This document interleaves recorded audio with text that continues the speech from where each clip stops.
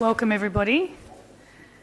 Council acknowledges the Wadawurrung traditional owners of this land and all Aboriginal and Torres Strait Islander people who are part of the Greater Geelong community today. For reference, this meeting is being broadcast on the internet and the recording of the meeting will be published on Council's website. As a visitor in the public gallery, you may be filmed. By remaining in the public gallery, you consent to being filmed and for the recording of you to be made publicly available by the Council. A copy of the Council's live streaming and recording of Council meetings policy is available at the back of the room and on Council's website. Please speak with one of our staff members if you have any questions. Good evening everybody and welcome to City Hall. Thank you very much for coming. It's a great privilege to be chairing my first Council meeting as the City of Greater Geelong's new Mayor, and thank you to my fellow councillors for affording me this honour. I'd also like to welcome members of the City's Community Leadership Development Program tonight who are in attendance, and I know some of you who have questions for us, so thank you for that. Now, to make sure that our meetings are engaging for those of you in the gallery or watching via the live stream tonight, I'll be asking all councillors speaking about items on the agenda to stay within the time limits as set out in our meeting procedures local law. So the mover of a motion will speak for a maximum of 5 minutes. Anyone else wanting to speak to that motion will have 3 minutes, and then the mover will have 2 minutes to close. This is all in the name of keeping the meetings moving and the content interesting. Something that our community has been asking for quite a long time is to make sure that we keep it nice and pacey and to the point. Now, given councillors are going to be doing their bit in this regard, I'll also be asking those of you who've attended tonight to ask a question or to make a submission to do the same thing during public question time and submission time. So the more people that can speak, the better, but we are going to have to impose the limits now. So our public question and submission time policy provides for each person addressing the council to speak for 3 minutes, and that the question and submission time will go for a maximum of 45 minutes in total. Now, in accordance with this policy, I may also disallow some questions that have been previously asked and answered. So everyone is most welcome to come up and ask a question and have your say. We really welcome that. But please stick to the time frame and avoid repeating what others have said. And this is part of what we do with Planning Committee and most of the other meetings that we have. So we'd like to reintroduce a bit more discipline and make sure that everybody gets a chance and doesn't speak for too long, including us councillors. It's all about keeping the meeting going and giving everybody a fair go. Now, we do have people who turn up or tune in to watch specific items on the agenda also, and we don't want to keep them waiting all night. If the meeting goes for too long, then people miss out. So we want to see more people in the gallery staying until the end of the meeting. Sometimes people say their bit and then leave, and we're here at 10 o'clock at night and there's only one person left. So we can all play a role in making this happen by being succinct and to the point. So we will be using a timer to keep everyone on track. The phone will make a little alarm. It won't be somebody's phone ringing, it will be the alarm, and I'll give any speakers a wind up when that's happened. So if you're approaching the end of your allotted time, I do ask that you respect the council and the other members of the public who want to ask a question by finishing when your time is up. So thank you for that. Appreciate it. I know it's a little bit of a change, but change is as good as a holiday, they say, so we'll try and make sure that the meeting's nice and pacey. Now, apologies tonight. Councillor Eddie Contell is an apology. And I'd like to confirm the minutes from the ordinary meeting held on the 24th of September 2019. Can I please have a mover and a seconder, please? Mover Councillor Mason, seconded Councillor Grisbeck. All in favour? Thank you. Also need a mover and a seconder for the special meeting held on the 9th of October 2019. Have a mover, please. Councillor Sullivan, seconder. Councillor Aitken, thank you. All in favour? Thank you.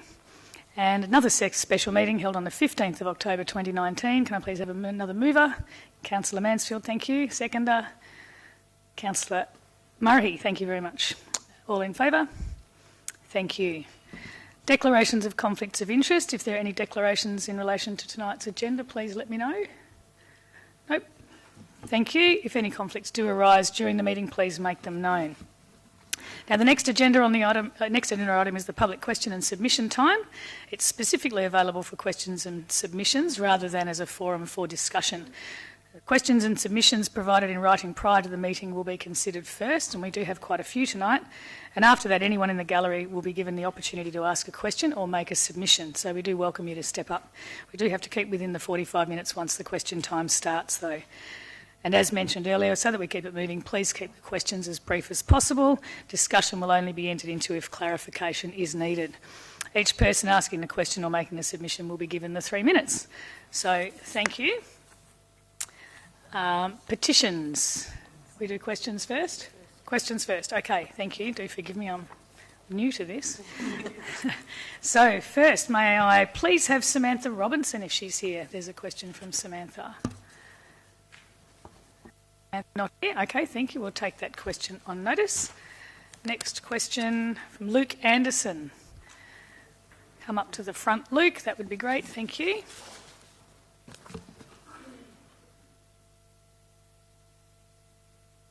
So, the community leadership group were very impressed by the presentation given by Simone Bohr regarding the community plan, A Clever and Creative Future.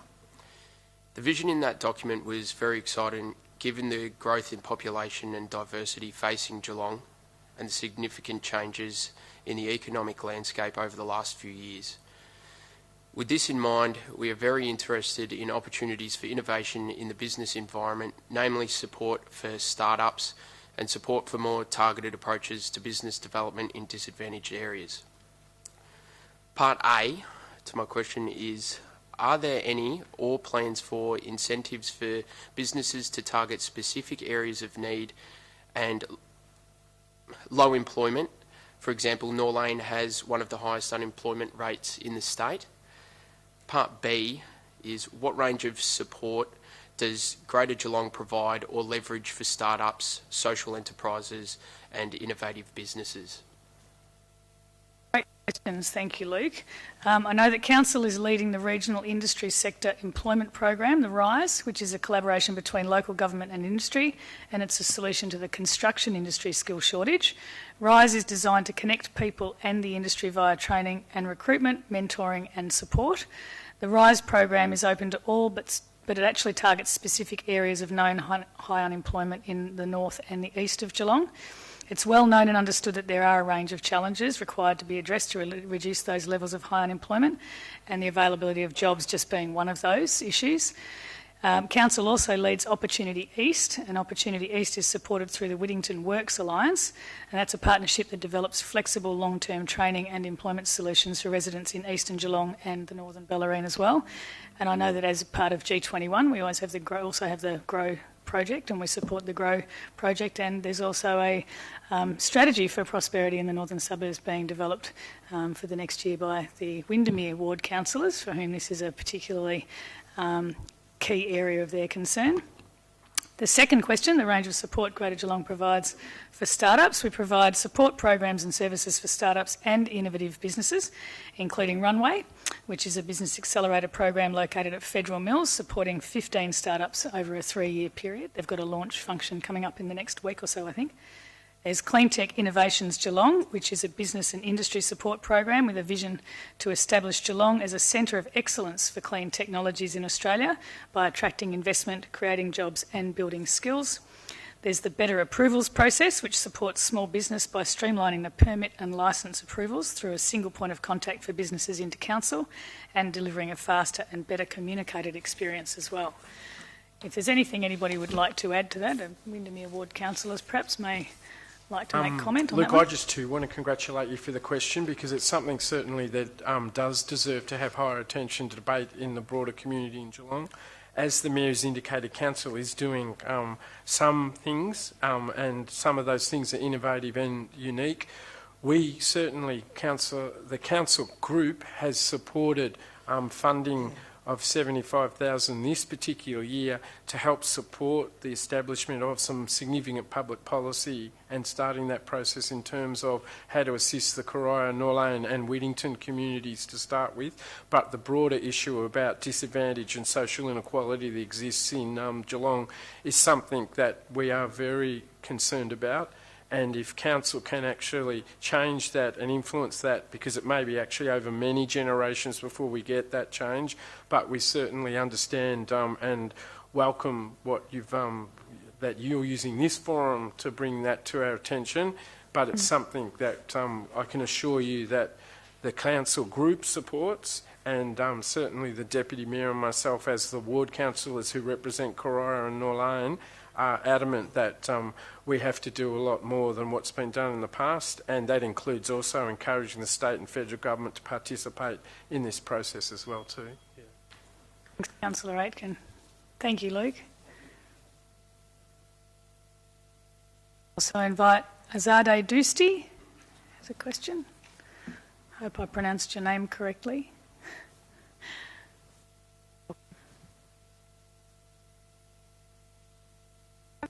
Lord Council forecasting data and the planning process in the community leadership program, it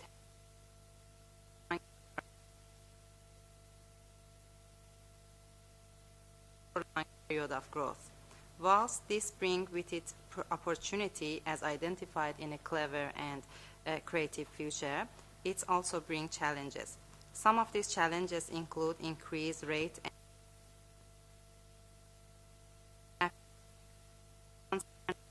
access to shared public open space in new development. We know that all these issues are health, well-being and equity issues. A. What plans directly or advocacy is Council involved in with the state government to increase affordable housing and public housing stock in the Geelong region? B. What plans are in place to manage traffic and congestion, particularly in congestion hotspots? C. What plans are in place to ensure that there are adequate public open space for community use, particularly in new development in Geelong region? And D, and finally, how can the community be involved in this issue alongside Council? Thank you. Great questions, Azadeh. It's like being on Virginia Trioli again.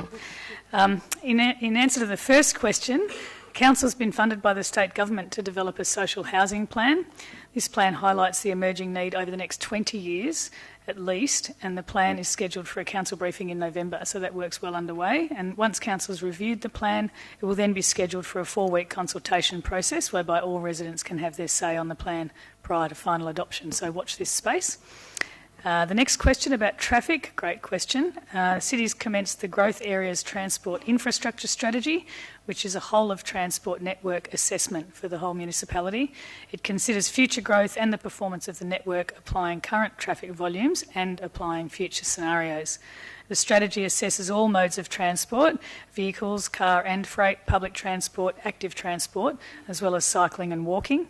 And the strategy will test interventions and identify strategic actions and solutions to mitigate issues. Many solutions are likely to sit at state and federal level for intervention.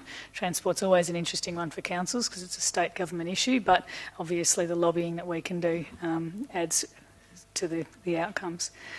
Thirdly, adequate public open space. The Greater Geelong Planning Scheme provides that new subdivisions contribute 10% of the land area or an equivalent cash contribution towards public open space. The city aims to deliver local parks within a 400-metre walking distance and sporting reserves within 1 kilometre of homes in new residential subdivisions. The city is currently preparing an open space network report to provide clear direction on the appropriate provision of public open space in new developments, as well as reviewing and identifying improvements to the open space network within established areas of Geelong. These provision standards will inform the social infrastructure plan, which will guide the city's planning for social infrastructure and which will then be presented to Council in November 2019. So again, that's another thing that's coming up very soon. In terms of community engagement and how the community can be involved in the issue, community engagement is an important part of all of our projects, and we include consultation in our really significant projects and strategy development, including reference groups, online surveys and feedback, and we also hold community forums.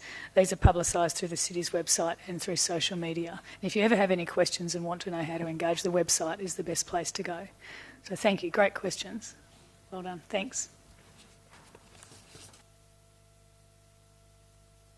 I have a question here from Ali Shatazadi.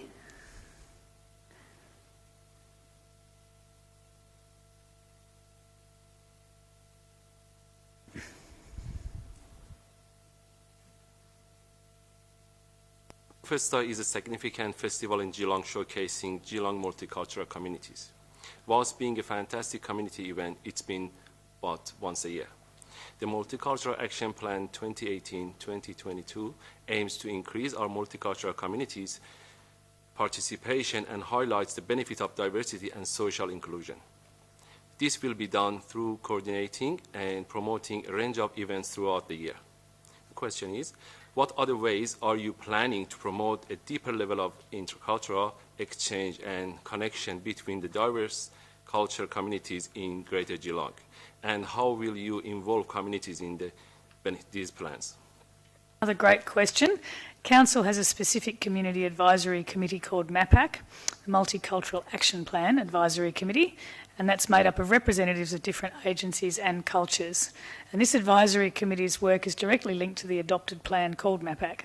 There are various ways in which Council wishes to connect with diverse cultural communities in Greater Geelong, including the development of a number of events that raise awareness of specific cultural groups such as Refugee Diversity Week, developing a tour of Council services for people who have recently arrived to Geelong, and working with our communications team to provide positive portrayal of members from culturally diverse communities. So there's quite a few things that Council's working on and keeping involved. And you're right, Paco Festa is a great festival and we wish it was more than once a year as well. Councillor Aitken, want to add something? Madam Mayor, if I may. Deputy Mayor. So thank you for your question. I chair the multicultural, the MAPAC group, and the city works with many cultures within that group. It's around not only are they representative of their own culture, but they actually come together as a group and work with the city. There are individuals who want to be part of that group, and there are representatives from cultural groups. So there is a way that the community can be involved. The other one is that we work with other groups, for example, the Japanese community, and somebody's just out the back, the Japanese community, and they've got a community event coming up next week. So the MAPAC creates a calendar in which everybody can access to allow that everybody knows when these cultural festivals are happening. And our small grants program also, community groups can apply for festivals and events planning. So we're really trying to get that lifted up a level. Yeah. Great. Thank you, Councillor Aitken. I just said to can I actually say all three questions have been very good, and the Mayor has actually mentioned that as well too. And if this is part of your community leadership program, congratulations, because I suspect it's actually been confronting for all of you to actually sit before your leaders and ask the question, so well done to you.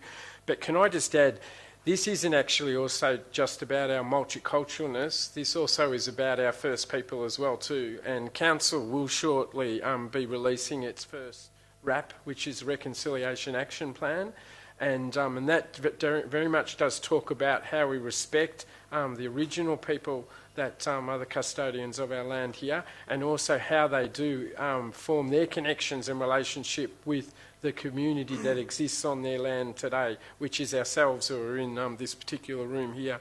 And I also wish to point out, like another event, the Sheik community has got on the 30th of November, they'll be very proud for us to say that Council's supporting them to have a festival, which is a celebration of the 550th anniversary of Guru Navan Daoje, if I get that right. So there's a lot of events that the Council actually does support to try to enable communities to connect and educate the broader community. And the only other project that I wish to give highlight to was one of the most successful projects we had in Geelong was Street Face, where what we do is if you actually look outside now, this particular hall, you'll see an image of a young person which promotes a certain aspect of our responsibilities and education in our community. The present time, it's mental health amongst young people.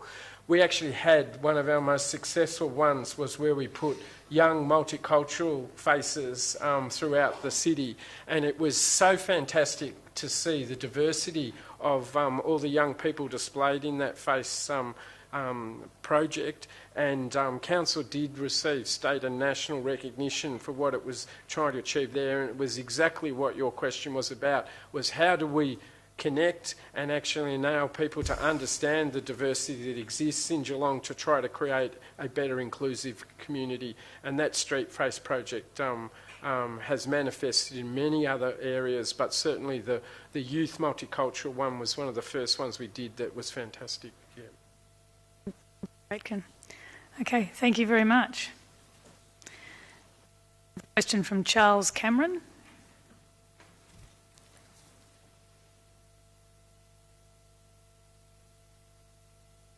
Welcome.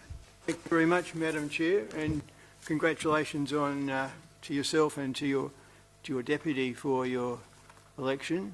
Thank you. And if I could thank the council for enduring and our past mayor for enduring my questions in the past. I think we've got 3 questions in front of you. Just recently, I had the good fortune to go down to Duro Street recycling area, and they took all my bits and pieces, the plastic, the styrene, the glass, the metal, the paper. Cardboard was separated from the paper. I was very impressed. Looking to do that for a while yet, until I'm confident that the recycling system gets back fully on track. So my question in regard to that is, has the council thought to advertise that facility more fully so that people who are concerned about where their recycles are going can be reassured? Good question, and we certainly have publicised that on social media and fairly broadly within the local media. I know questions that I've been getting from the community, we do direct them to the website, which has got that information. But look, we can't do it too often. I think the more information, the better around that. And look, there's a report on the recycling options being considered tonight. In the city's recommending an extra $300,000 to be spent this financial year to maintain the increased levels of service at the community recycling hubs, both at North Geelong at Duro Street and also at Drysdale Resource Recovery Centre as well, including appropriate communication of those services. So yes, we will be dedicating more energy towards those. It's a good question. Thank you very much. Now, just recently, the council appointed a heritage planner and put Mr David Scott in that role. So I'd like to congratulate council for taking that step.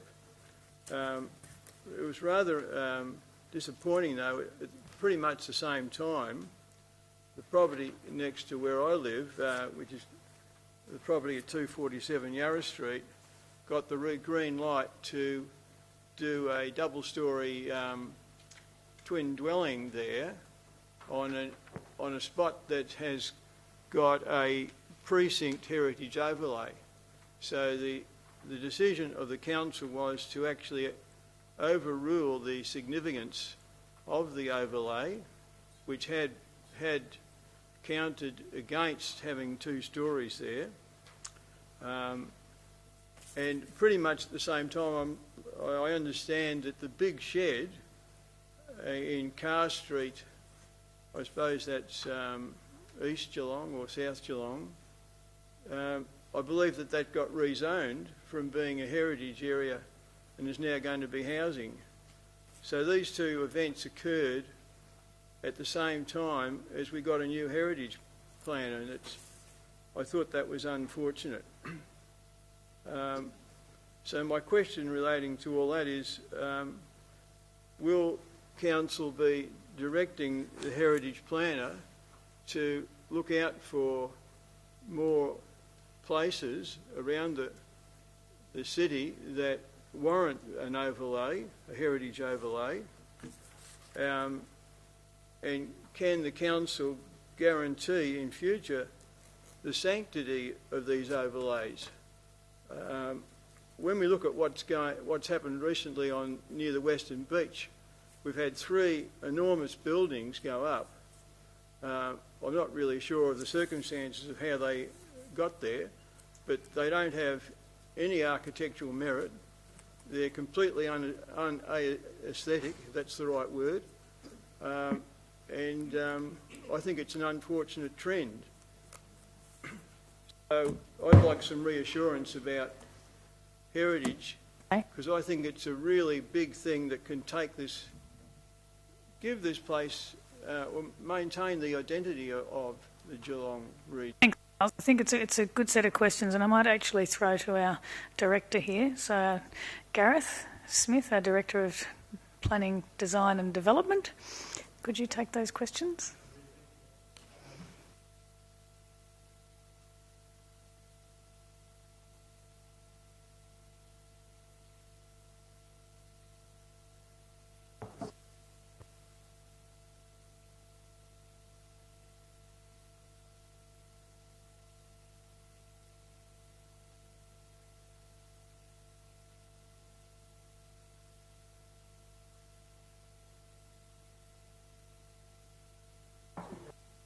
that are involved in a review of that actually proposal there.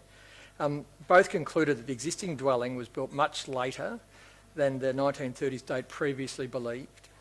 As a 1954 building in a precinct listed in its intact 1850s to 1920s architectural character, the existing dwelling is of no significance, and redevelopment of the site in a manner that complements the precinct character is appropriate, as they both found.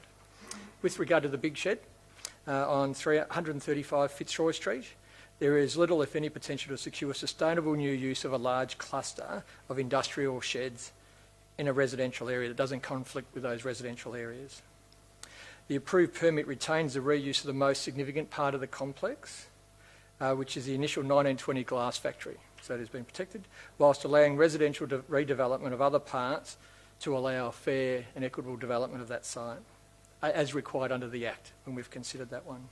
So that was that first part, where you looked at Yarra Street and the big shed. The third point that you raised, or the question you raised, Council's committed to upholding heritage values, certainly within the city, in the face of pending growth that we have.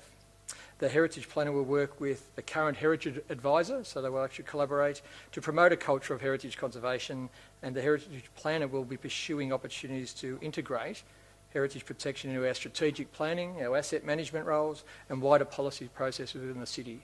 No doubt we actually do have a heritage strategy, and the Senior Heritage Planner will play a key role in actually overseeing the implementation of that as well. Thank you, Gareth. And thank you, Cameron. Madam Chair, there's just one other thing. With regards to 247 Yarra Street, one of my neighbours put in an objection to that and got a reply from the council, but the letter that he received did not address his concerns at all, and he was rather bewildered by that. Can we take those details and address that offline? That would be great. Thank you, Cameron. Appreciate that. Charles, beg your pardon. Next question. We have Roman Gerpert. Do we have Roman here tonight?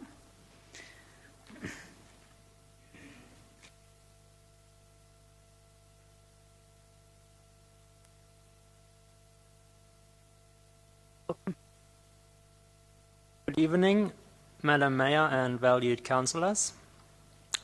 Growing up in Germany, when I was 12 years old, the people who emptied the bins at waste collection put a sticker on our bin. The sticker said, "Please place your bins on the opposite side of the street in future. Thank you." From that day, we would put the bin on the other side of the street, and the people who emptied the bins didn't need to drive up and down the same street twice, because all bins were already lined up on the same side of the street. On the days when the bins would get emptied, people parked their cars in their driveways so that there is enough room for the bins. This system works. As we speak, it is a fact that 83 million people in Germany put their bins on the same side of the street each time for waste collection. Streets in Germany are narrower than in Australia. This means in Australia this system is even easier to implement because of the wider streets. I will now hand you out examples of what these stickers could possibly look like. Right. Thank you, Roman. I do have a response here that does say that it wouldn't be possible in every instance to do that. I think it's a great concept. But I do. Very German engineered solution to a problem. Very good Thank solution. You. So this system saves truck maintenance and it also saves, it reduces emissions and saves fuel. And the labor cost saved could be used to save or to have the staff check the bins to ensure they only contain items which are meant to go into these bins, and the savings can then be reinvested in providing bins for paper and cardboard, which are already being used since decades in Europe. So question 1, could you implement such a curbside bin collection which is focused on one side of the street in 80 to 90% of Geelong's streets? It is a very good question. The answer is not going to be a quick one. Look, every instinct screams that would be logical, but I also see how many... I'd just say I know some people that live opposite Councillor Harwood, and they'd love to leave all their rubbish on his front lawn. The only problem is that's something that other people might want to do as well too, No. so we probably don't want Well, to I think encourage sometimes there'd be hills to push up. Some streets it would work and some streets it wasn't. There's busy roads to cross. There's things like that. So, but I love the general idea as something to pursue. So maybe we'll formalise a response as to what we could try. We do want to become the trial site for things here in Geelong, so it would be good to try something different if we can. Thank you. Now, regarding the second question, if the shops which sell cans and bottles for drinks would by law be required to have a container deposit machine inside their shop where people can deposit their empty plastic bottles and drink cans in exchange for, let's say, a 15-cent store voucher per bottle or can, then there would be less pollution and less plastic bottles and cans would go to landfill or in the recycling stream. These bottles and cans would go to landfill or in the recycling stream, and this would also create a reason for customers to return to the same shop where they bought the bottle or can, which would benefit the shop. When people know that each empty can or bottle is worth 15 cents, they have an incentive to return the bottle and can to the shop where they purchased it from. This system has been implemented in Germany in all major supermarkets since 20 years. It ensures that the returned cans and bottles are free from contamination and can be recycled because there's no need to sort it from other waste products. Now, my question, do you think you could implement such a container deposit scheme in the city of Greater Geelong? Unfortunately, these schemes are state government responsibility, but I totally agree, and I think most of us around the table do as well. So we're lobbying very hard for a container deposit scheme. Victoria's the only state that doesn't have one, and we certainly used to have one when I was small, and we used to all collect our cans. And yeah, great idea, and we are working very hard. Thank you. Thank you, Roman. Yes. Deputy Mayor would like to say something. Roman, just before you go, we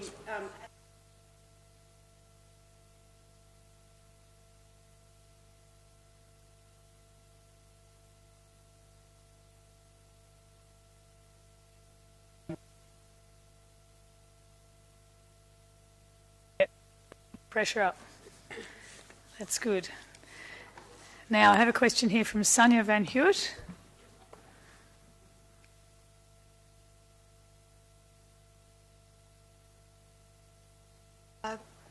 I'd like to say thank you to Councillors Conjal, Mason, Aitken and also new Mayor for face-to-face and communication. I appreciate that, and I acknowledge the new Mayor and Deputy Mayor. And I am pleased that women are in charge at the moment. So, however, I would like to draw attention to the 3 copies of some photographs that I asked to be distributed. And a very, very simple bit of science. Water freezes at 0 degrees Celsius. You don't need much above 0 degrees for ice to melt. 0.1 of a degree and ice will melt. And it doesn't need much more than that because once melted water is there, it also transfers heat at a greater rate. So we've got, for every 1 degree, 2.3 metres of sea level rise will occur. But there's no years on that. We can't say years anymore. Scientists have just thrown their hands up because the acceleration of ice melt is increasing. So they can't put a definitive year on it.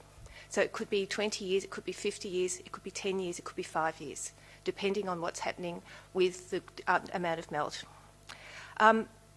I've handed out the pictures because they show that where the sea level rises will be within 1 degree of temperature rise. That's only 1 degree, 2.3 metres. So most of Geelong's foreshore is gone, and parts of Moolap will be underwater, and certainly a lot of the new Marshall estates that are going up will also be underwater.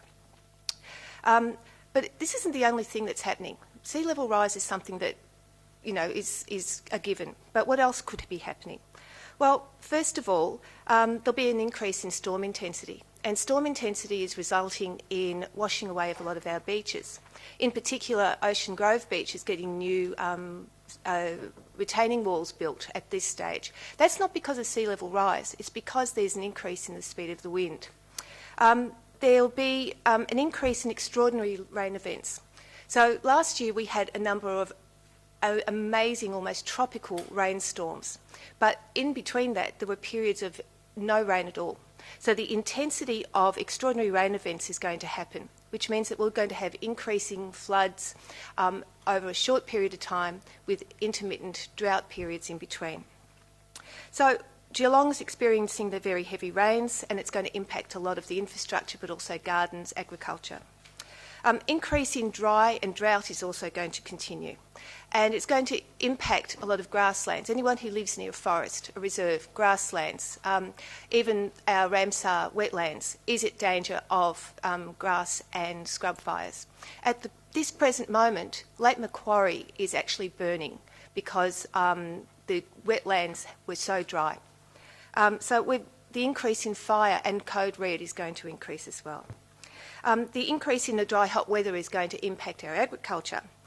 Bega Milk has actually announced today that it's going to have to increase the price of its milk and cheese products because of the drought situation. Also, disabled is going to have problems with heat. They can't afford to have new communications. They can't afford to have new air conditioning units. So it's a privilege to be able to have air conditioning.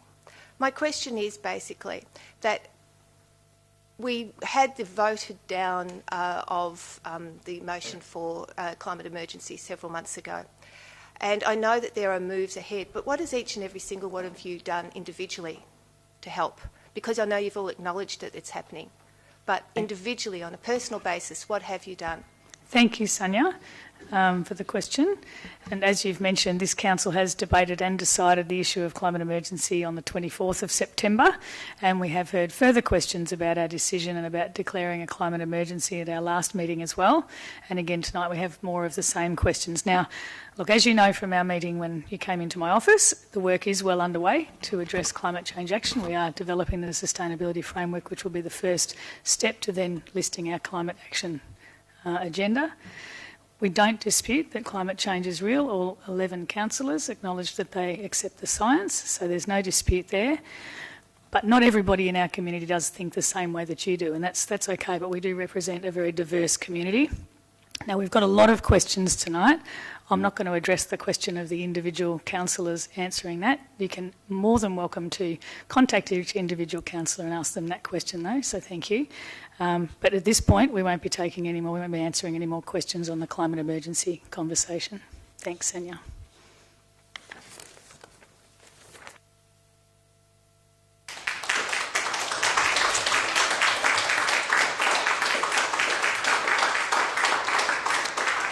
Another question here from Marie Fagan.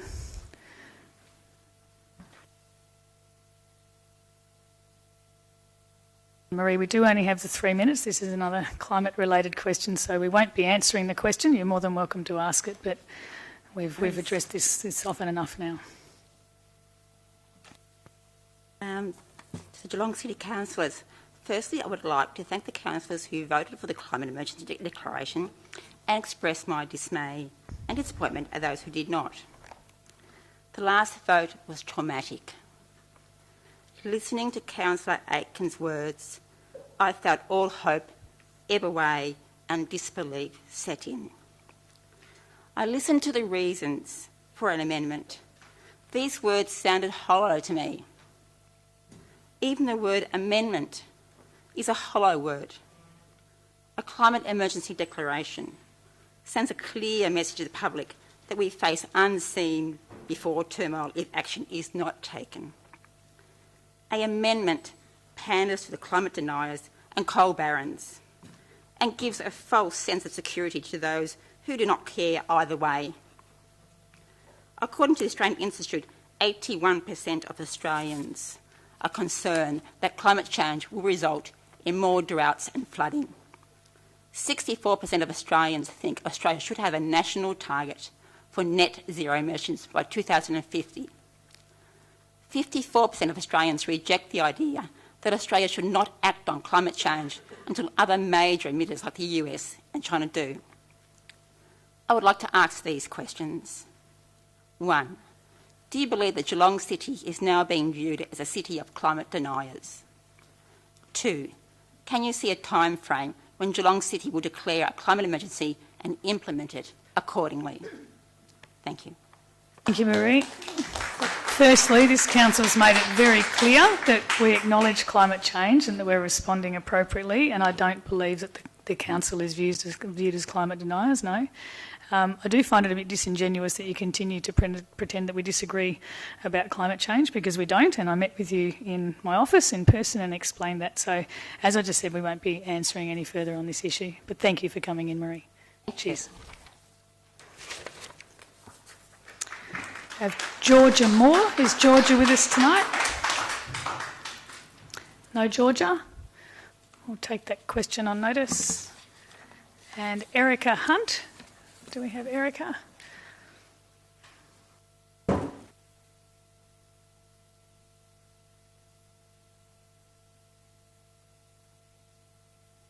Welcome, Erica. Good evening, councillors. My name is Erica. I work and study at Deakin University, and my degree major is health and sustainability. I'm in several environmental groups, and I'm a mother, and this is my son Ari. Firstly, sincere thank you to Councillor Mansfield for your leadership in representing the community. We really appreciate it. And Councillor Mason and others who supported. To the others, I know you're not answering this, but I'm still saying it. Why did you support a weakened motion not supported by experts or science? Geelong Council ignored the science and its community. Some councils view themselves above the world's best experts, such as the IPCC, who state that societal collapse is probable and extinction possible if we do not act rapidly. United Nations warned that the climate crisis is the greatest threat ever to human rights. It will require an unprecedented effort from all sectors of society. The World Health Organization has described climate change as the defining issue for public health in the 21st century. They describe it as an urgent challenge with implications at the global, national and community level. And just this week, one of the most prestigious medical journals in the world, The Lancet, came out and officially asked all health professionals to engage in non-violent social protest to protect the people from the climate and ecological breakdown. Non-violent social protest. Lucky we have Extinction Rebellion in Geelong. Some examples locally of acting in this emergency. The Australian Medical Association joined the American and British Medical Associations in declaring a health emergency. The Australian Medical Association formally recognised climate change as a health emergency and has called on the federal government to take specific and urgent steps to address it. Even our own state government has, for the first time, made climate change its #1 priority in the health and wellbeing plan. The Victorian government has recognised that climate change is, quote, the leading threat to health and wellbeing globally. Australian engineers state the impending climate breakdown and biodiversity loss are the two most serious issues of our time and are determined to address this and have declared a climate and biodiversity emergency. The City of Melbourne declared a climate emergency and acted immediately and employed a full-time emergency officer. The Lord Mayor of the City of Sydney announced that all city operations will be powered by 100% renewable energy by July 2020, which is the biggest standalone renewables commitment for an Australian-owned council. Lord Mayor Moore quoted that should be the focus of all elected representatives at all local levels of government. These are just some examples of acting on this emergency, yet Geelong Council takes the emergency out, the most critical part of the communication. Stephanie Asher, why did you disrespect Councillor Mansfield's climate emergency declaration and create a weak amended motion that has no urgency? Why did you take the emergency out? Is that your question? And is that your 3 minutes is over? You had 2 questions here. Did you want to quickly ask the second question before we finish? I'll keep going, thank you. You've got, well, your time's up actually. No, that's okay. We didn't know about that till tonight. Similar Yeah, to your amended motion, so I'll keep going. Thank you. If you can make the next question, which I have here, I haven't. fairly clear. Thank you. You're actually now going over the 45 minutes as well. At next council meeting, I'll make sure I stick to 3 minutes, but I didn't know about that until now. So thank you. Can you have another 30 seconds, please? Can you wrap it up for everybody else's sake? Happy to vote for an extension, Mayor. We have a capacity to vote for an extension of time. Well, Councillor Monnane's actually just asked for an extension so that the petition can be spoken to after this, so we can extend the time. Councillors, this is a global emergency. There is unequivocal evidence-based research telling us so. You do realise that your opinions and disagreeing with one another as a repeated excuse for not declaring is not relevant. Councillors can and are playing a key role in leading the climate emergency response. We need you to show leadership in this crisis. You are now acting negligently. What is the real reason you didn't support a climate emergency declaration? Is that the question? And there are no more questions? I'm asking because there's 2 questions on here and I'm wondering whether you're going to have 2 parts to it. That's all. I just want to be able to answer them both. The other one relates to the contracts with GHD. Yes. Okay. So do you want to ask that one as well? GHD. Okay. Thanks, Erica.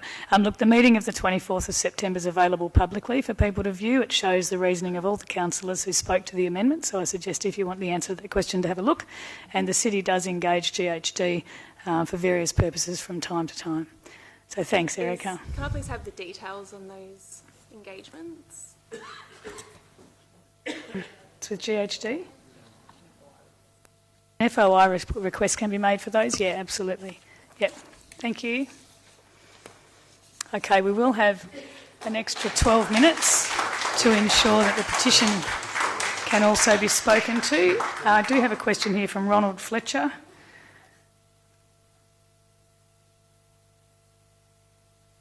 Given that this is another climate action related question, the 3 minutes will be imposed because we are on a fairly tight time limit. Please, Ronald, thank you.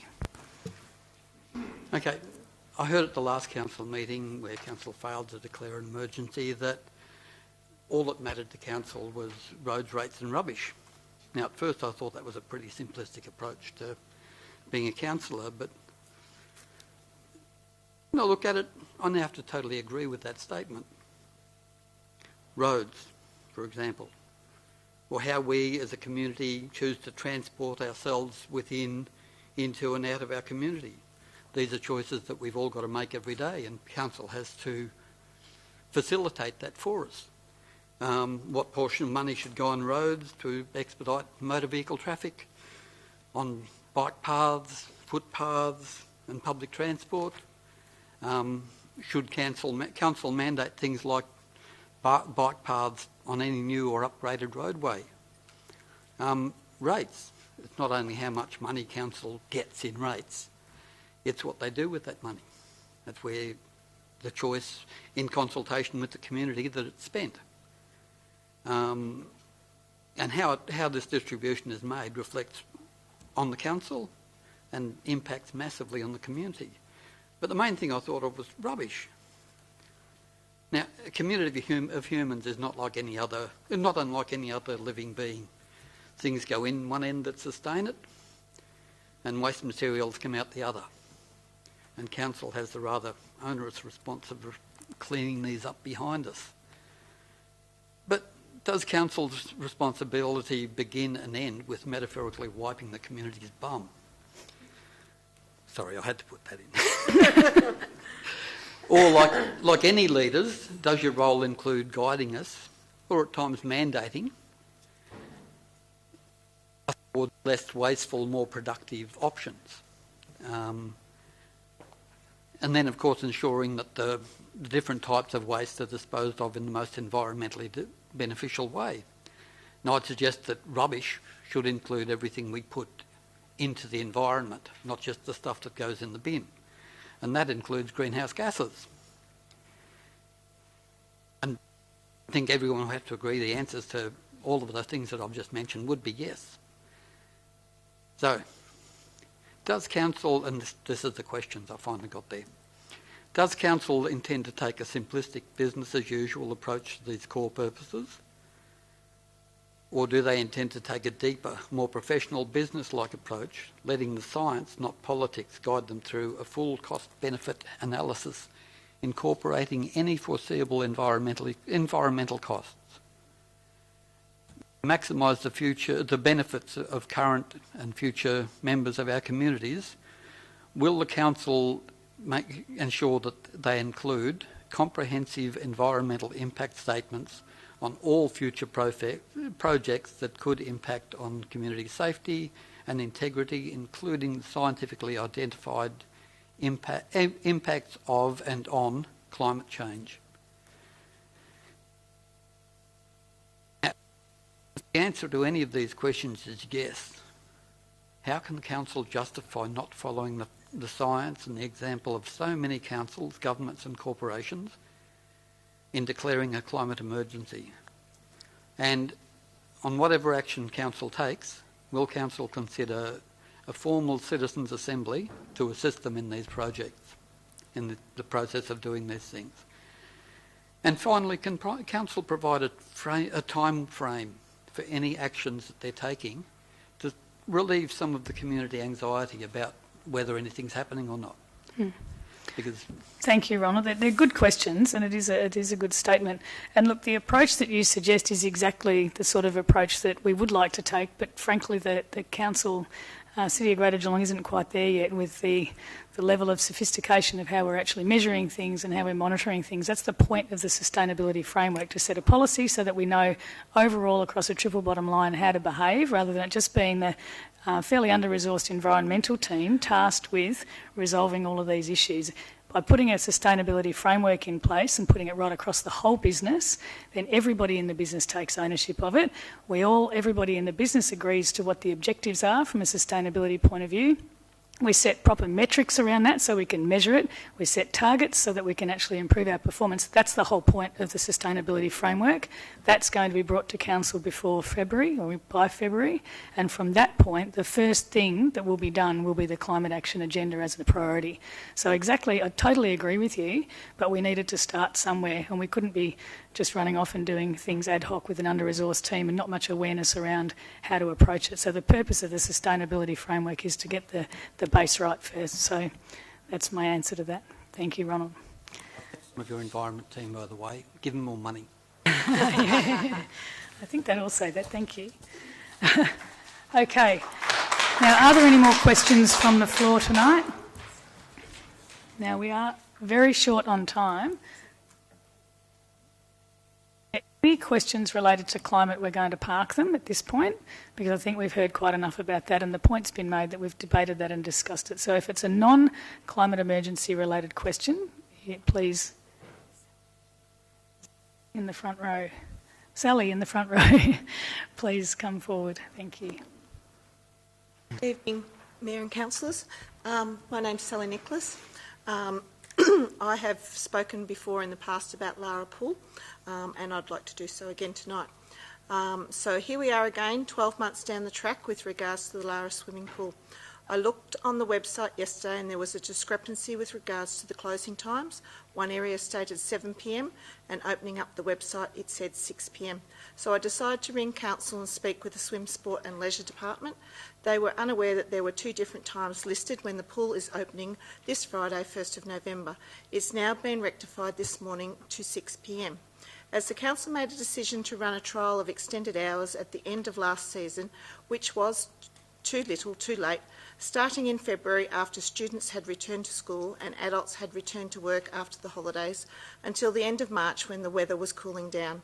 I would hope that a proper trial would run this season for extended hours, at least starting from 1st of December until the end of the season.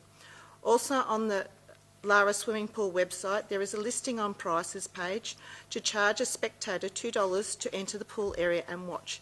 Why would you have a charge to parents to watch their own children in the pool? This charge is not on the Waterworld or LeisureLink websites, so why are you charging Lara residents? As a resident of Little River Lara for over 30 years, I have watched the Lara pool go from a popular, well-supported community asset to a pool when spoken about is referred to as it's never opened at the end of the day or closes early even on hot nights. From years of mismanagement and managers closing early when people are supposed to be able to swim until 5:45, 15 minutes before closing, I have been told by many that they were even been told at 4:30 or 5 p.m. that they were asked to leave because they were the only one in the pool. On hot days, the decision shouldn't be up to the managers to make the call whether the pool stays open or not. The council should set the time. You don't go to a shopping centre wondering what time the stores close. You know the time, and the employees know what time they are required to work till. Not fair to the employees to ask them to stay behind at the end of their shift, especially when they have been standing out in the hot sun, because these are the days when they will be asked to work longer. Set the hours and everyone is clear.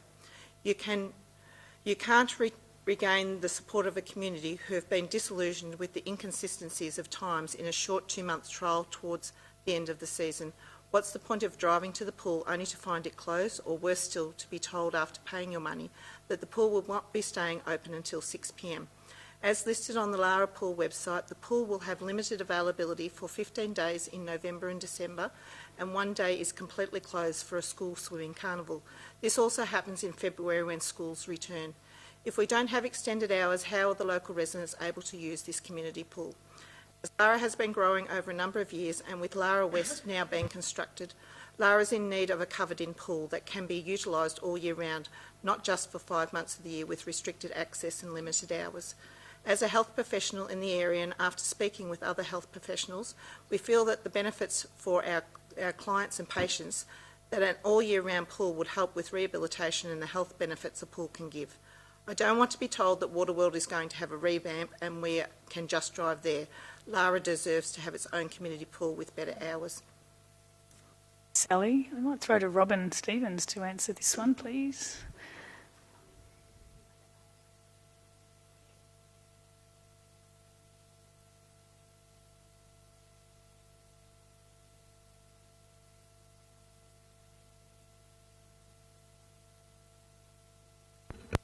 End of February, and with a review obviously of utilisation to take place at the end of the summer period. So we recognise that last summer the extended opening hours, while were welcomed by the people who used it, the process around that needed a bit of further refining, which we've done for this summer, so that will be a fabulous outcome. We'll also have a Facebook page that will be opening up for the Lara Aquatic Centre so people can have access to information. Yep. So we'll be doing some work around that. In terms of the spectator charge, if it's not advertised at all the other sites, that's an error. There is a spectator charge at all of the sites for parents supervising their children, so it's not specific to the Lara facility. That does apply across. And you have to watch your children anyway, watch around water. Can't comment on the rationale as to why the charge was put in place, but that does apply across all centres, so it's not only applied to Lara. How do we enforce the charge for spectators? The leisure, the swimming supervisors, lifeguards, and that will supervise who's doing what. I noticed there was another charge which I didn't list. There is a shower charge for LeisureLink, Waterworld, and I think Splashdown. That one on notice. And that is also a $2 charge. How do you enforce to know whether someone is going to have a shower or not? I'd have to take that one on notice. And Sally, this isn't a Q&A forum. And in relation to a year-round pool, we're currently completing our social infrastructure plan that looks at the range of social infrastructure provision needs and requirements across the municipality. So the policy has been out on public exhibition and the plan will be coming forward. So that will look at provision of all sorts of community services and recreation facilities, including pools. What that will determine, I can't preempt, but that will be aquatic provision will be considered as part of that. Thank you. Thank you, Robin. I have a very quick question. I noticed when I was on the website with the councillors listed, why does Windermere Ward only have 2 councillors when everyone question else has... for another day. Yeah. No, I think our Deputy Mayor wanted to comment on the pool Just as well. quickly, so thank you for bringing that back onto our radar in terms of Lara Pool. So I got the answer today, so I was going to give you a call later on around that. I will talk to you offline around why we have 2 Windermere councillors. So I will give you a call. Thank you, Sally. Thank you. Well done. And at this point, we're going to close question time for this week. And if you can bring your questions back next week or submit them in writing in the meantime, that would be appreciated. We are going to do petition time as a separate piece. So there'll be time to talk to petitions now. Is that what you're going to ask? Will they have a chance to talk to the petition? Yes, they will. Okay. Yes. So thank you for the questions that you brought. But you can see now that if we have repeat questions on the same topic, it basically just means that we don't get to cover as many topics as we'd perhaps like to. So in future, I think we need to make sure that we stick to different questions, please. Now, petitions. I'd like to call for any petitions to be submitted. Councillor Grisbeck. Thank you. I have a petition from the residents of St Lawrence, which is Gen U, the retirement village, regarding the intersection of Willow Drive and Station Lake Road. Thank you. Thank you. That's noted. Any other petitions? Please come forward.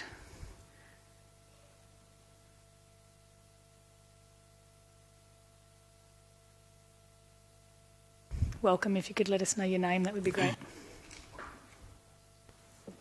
Before articulating this presentation, the Monnaine Working Group wish to extend their appreciation to Mayor Asher, Deputy Mayor Grisbeck, I hope I got the pronunciation right, and their fellow councillors for providing us with the opportunity to present our concerns. We would also like to make special mention of our gratitude to Councillor Monnaine for his attendance at the Monnaine Working Group's first meeting at such short notice, and for his constructive input and assistance in presenting our wishes to his fellow councillors and COGG planners. My name is Peter King, and I've been asked by the Monnaine Working Group, who constitute the vast majority of resident landowners affected by inclusion of the Monnaine and Lower Armstrong Creek precincts as part of the Bellarine Peninsula and Surf Coast Distinctive Areas and Landscapes projects, to present on their behalf their concerns in regards the short, medium and long-term effect the inclusion of their land holdings will have on their future aspirations, ambitions and objectives. After reading a summation of the strategy plan, there appears to be no mention of Manzine or Lower Armstrong Creek in the COGG Planning Settlement Strategy and Distinctive Areas and Landscapes Program statement, and appears to focus solely on the Bellarine Peninsula and Surf Coast areas. Six background points that I wish to cover. Point 1. All landowners within the COG precincts affected by the Surf Coast Declared Area had no knowledge of the DELP Surf Coast Declared Area Plan until the receipt of a letter from DELP on the 11th of October 2019, dated the 7th of October, which indicated their land holdings were captured for inclusion into the Surf Coast Declared Area Plan. Some landowners have still not received notification informing them of the Surf Coast Declared Area Plan. Point 2, access of the DELP website by the Monnaine Working Group revealed the Surf Coast Declared Area process has been ongoing for at least 6 to 7 months as a Phase 1 project, which was completed sometime in October, and Phase 2 was to commence at 10 a.m. on the 25th of October, which was only 14 days after COGG Monnaine residents were informed via the DELP letter their land holdings were included in the DELP project. All meetings of the DELP project have been conducted outside of City of Greater Geelong boundaries and have never included Monnaine residents, as the project was Surf Coast centric based and only included Monnaine land holdings at a much later project stage. Point 3, Monnaine residents initiated the formation of the Monnaine Working Group to acquire an urgent understanding of what the DELP Surf Coast Declared Area Plan meant for their land holdings and its impact on them as individuals and families via the outcomes and consequences of the DELP Surf Coast Declared Area Plan. The working group also agreed to formulate a response to Council via a petition and this presentation expressing their deeply held concerns. Point 4, the Mount Dunedin Working Group requests and seeks support from their Cardinia Ward councillors, Councillor Monnaine, Councillor Harwood and Councillor Nelson, and all appropriate COGG planners to ascertain a way forward which will provide a constructive outcome for the affected Mount Dunedin and Lower Armstrong Creek residents. Point 5, the working group would like to present to Council a petition signed by more than 75% of the Mount Dunedin and Lower Armstrong Creek residents affected by the DOP Surf Coast Declared Area Plan and various documents in support of their concerns. It should be recognised by Council the Mount Dunedin Working Group was only formed on the 24th of October, and having obtained the support of such a vast percentage of the affected residents in such a short time frame demonstrates the high level of concern being expressed. Point 6, it is the Mount Dunedin Working Group's understanding City of Greater Geelong Planning has indicated Mount Dunedin and others within the COGG community will have the opportunity at some point in July 2020 to present submissions to COGG Planning to review the settlement boundaries for logical changes upon completion of the settlement strategy in June 2020.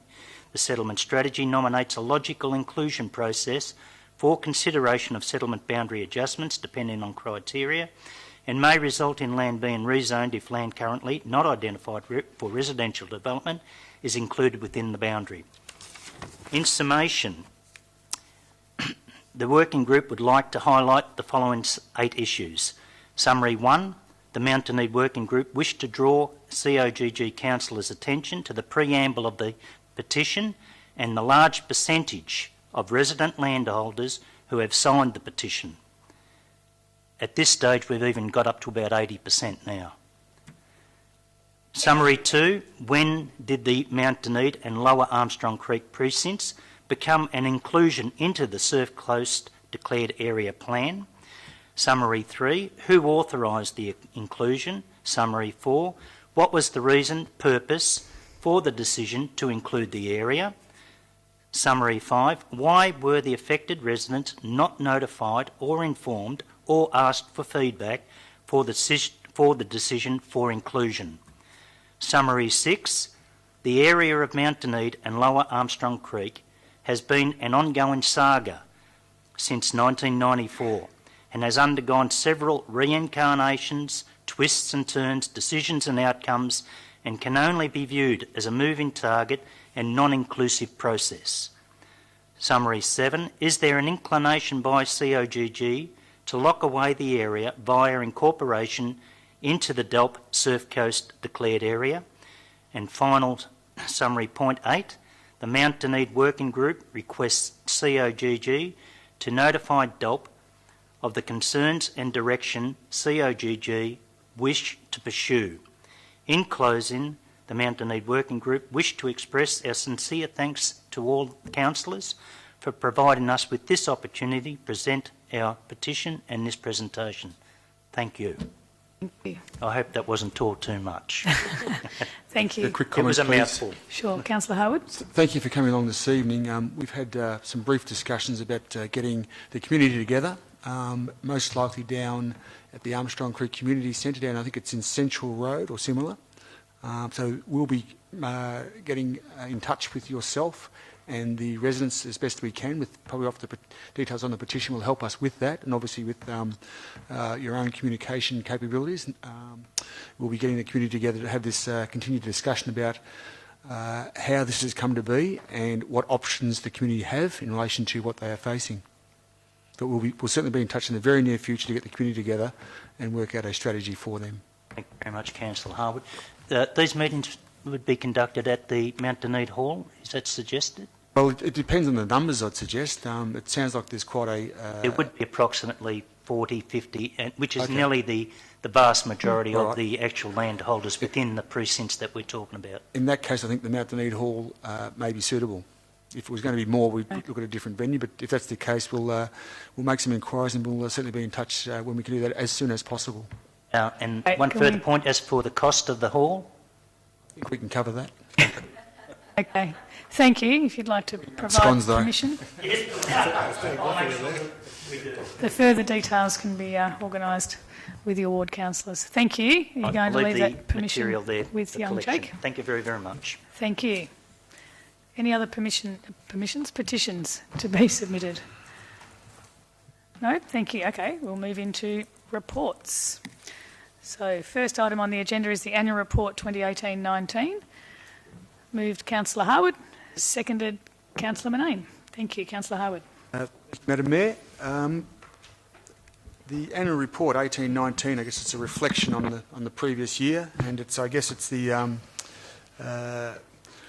third report of our term thus far, 2 years into a 3-year term. Quite simply, sometimes it's forgotten, not so much forgotten, but we heard tonight, council's road rubbish and rates as such, but council's a lot more than that. We're 127 services that touch the community top to bottom, every day, all day, and those services are stretched on occasions, and sometimes, we don't have enough, staff to meet all the community needs at certain times, but we certainly do as best as we can. The particular report, the annual report itself, is a bit over or close to 300 odd pages, and it's only a snapshot of the last 12 months, which gives, again, an indication of the volume of work that's done by your local council. We run at a budget of around $450 million each year, and one of the most pleasing things about this annual report is we've done a record capital spend, which is money back into the community of about $124.5 million. And that's, an indication of the large growth of the region and the assets that we're supplying for the community and responding to the current predicted levels of population growth. Population growth being one of the biggest issues we're facing in our region at the moment. We're running at about 2.7, 2.8%, which when you say that number doesn't sound much, but when you compound it year after year after year, it has a significant impact on our community and on our environment and on our livability. So council is very conscious of that, and we have to work very closely with our community, also with state and federal governments, to make sure we get the relevant funding to make sure we keep up with the required infrastructure. And there are certainly some areas where we're not doing that, probably particularly in roads is a good example. But we are fighting very hard for further funding. And again, when we do infrastructure builds, in particular sporting and recreational facilities, the expectation from the community is extremely high that those facilities will meet, all standards that are required. And a good example is, just for example, where you have to have lighting at a particular ground, which is almost mandatory for all grounds now. And then there's a particular lux of the light that has to be put in. So the cost of doing that is substantial to what it perhaps was back not that long ago, where you basically put in the lights and they did the job, and that was good enough. But now there's other OH&S issues that go with that. So the cost of providing the best possible environment from day one is substantial, and that is the expectation that council will do exactly that.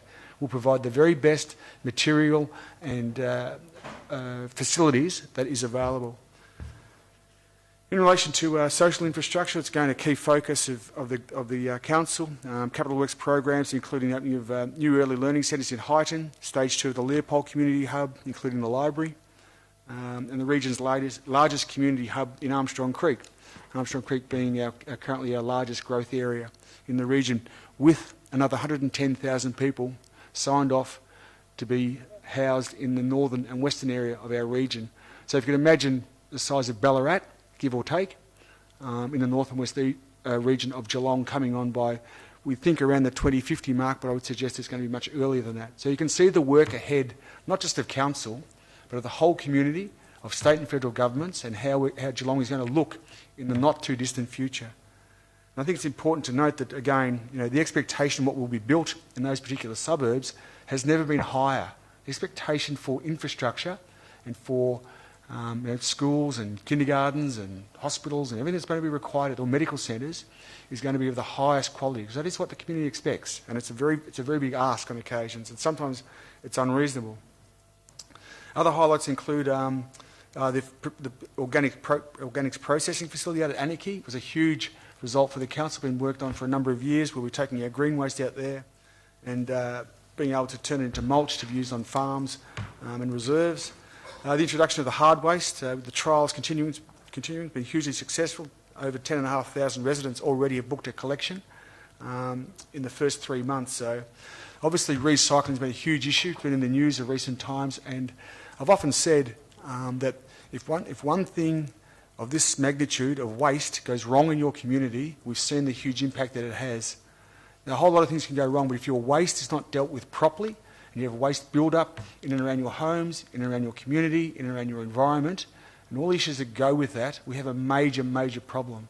We've averted it to date, but the community, I think, now understands the importance of having good waste management, good recycling options, and making sure that we all adhere to those. And you'll, no doubt we'll hear more in the near future when the state government releases its circular economy on waste and what that might mean for us, whether we're going to be introducing extra bins, whether we're going to be having a container deposit scheme, which we heard about this evening, whether we're going to even consider potential waste-to-energy plant as a part of the waste puzzle. There is no silver bullet in there. Each option has a part to play in waste management. The appointment of the City of Greater Geelong's first ever Youth Council was a real coup for us, to have 12 young people come in and I guess form their own council. And in fact, they have their summit, I think, this week. I think it's Thursday they're gathering, and they'll be getting together and having a summit about youth issues, and I'm sure they'll bring information back to us as a council. The other highlights in particular, one I always like to impress on is the diverse range and the huge impact of the major events program. I don't think there's too many cities in Australia that has the diversity of a major events program. I think we invest around 1.5, but our return's about 56 to 57 million, give or take. I may even be shortchanged that. Chair of the GME, I've shortchanged that. The economic value of the GME, a bit over 57 million. 99. 99. Yeah. Missed it by a bit, didn't I? Been a few years since I've been on that committee. Give or take. Give or take. But I guess you get the point of the importance of that particular committee alone and what it means to the community. And it's not just about sporting events. It has a very diverse range of events that go through that, from Paco Festa, which is well documented and well loved, to a whole range of other events that go through there. Internally in the organisation, we've had a huge investment in our IT department. We recognised we were falling down, and we weren't servicing the community and those who were interacting with the council as best as we could be. So there's been a huge improvement, a huge financial commitment to that area alone. We've done a huge increase in staffing in planning, again recognising when the community come to council, they need to have a relatively seamless process, or as best as possible. And we recognise that hadn't been happening by staff shortages and also processes. So there's been a huge investment in that particular department as well. So we're hoping that will the benefit of that will go back to the community and those who are trying to get work done through planning processes. And I guess obviously I touched on the IT, and that sort of segues into being a UNESCO City of Design, which to the general community kind of sounds like a nice title to have, but what it really means is Geelong actually engaging globally with other cities of design and the UNESCO network of 180 countries around the globe. When we get together and we have those discussions, and we are identified as the only City of Design designated city in Australia. So we go with a very big profile when we travel to these particular events, and also when the world comes to us. We've had Kortrijk out of Belgium, Dundee out of Scotland, Turin out of Italy, and a couple of others, Detroit in the States. People have come across here, looked at Geelong, look what we've done here, and taken away some great ideas from a city that when we sit here we go, we're in hard times, we've done it tough, Ford, Shell, Alcoa, we had Pyramid not long ago, and we feel like we're down in the doldrums.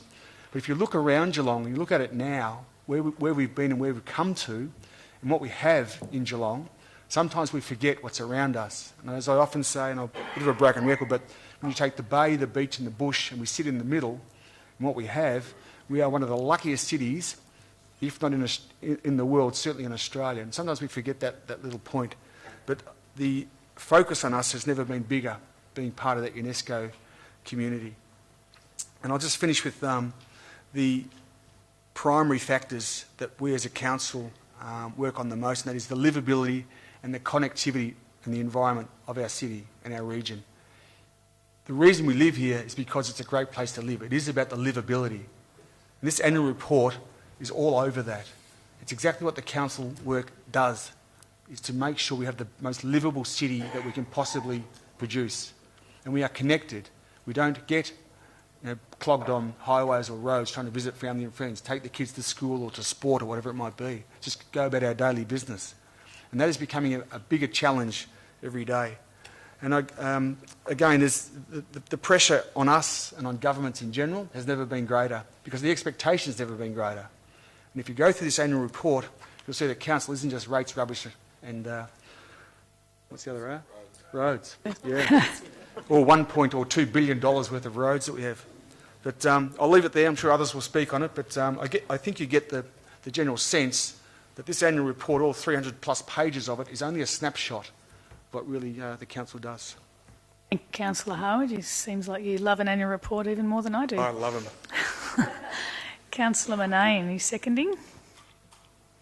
Thank you. It reminds me when I was a little boy, my older brother used to eat everything, and so I didn't want to follow him. So, all the points. Now that you're not in the mayoral chair, Councillor Howard, I'll remember not to follow you again. That was the longest 5 minutes we've had. We didn't put the timer on you, but 5 minutes for everybody else. You won't need it on me because there's not much left. The 300 pages. Yeah. But I think the report actually does reflect, in part, the leadership of Councillor Howard over the last 12 months, in fact the last 2 years. A lot of good things have been achieved, and we've actually spoken about the performance of council, both financially and otherwise, in recent times when we've put in this report together. So I won't go over all that again. We've heard it time and time. I just picked out 3 points that I think that are very relevant. One is that we're very fortunate the council is in a very strong financial position, and that is something that I think has happened by the hard work of our executive and I guess and the staff generally, and with the guidance of council. The other thing, if you look at the report, our investments are very much lined up with our council plan. And we sat down at the start of our term and put a council plan in place, and to the main we have put investments into what those priorities were, and of course the highlight being the record level of new community investment that we've been able to eke out, notwithstanding the fact that we've had some small surpluses over the last 2 years. And the third thing that came to my mind was that the last 2 years of very solid performance is allowing us to enter into 2 very major contracts. The first being $100 million for our new civic accommodation, and the second being a fairly substantial contract for the digital transformation strategy. And both of those contracts are going to be, they're going to be life-changing for the city and for council and for everybody who works in this organisation. And we're able to do that because we've got the business in in good shape. So I commend the report and congratulate the staff on it. Thank you. Thanks, Councillor Monnaine. Any other councillors like to comment on the annual report? Mansfield. Thank you, Madam Mayor. I too would like to congratulate everyone who's been involved in firstly putting the report together, but also achieving overall really positive results on most of the metrics in that council plan. I think there are a lot of ticks and green boxes, which is, I think, a great reflection on the work of the staff here.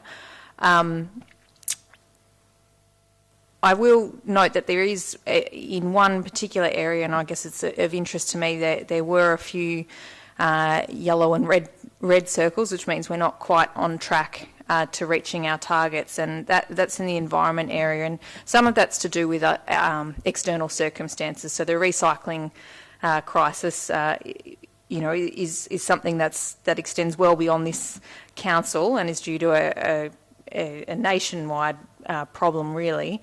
But it has impacted on the amount of waste we've diverted from landfill. There've also been environmental or climate factors that have impacted on that. We've had less garden growth, so there's been less green waste actually going into our green bins because there's less green waste being generated.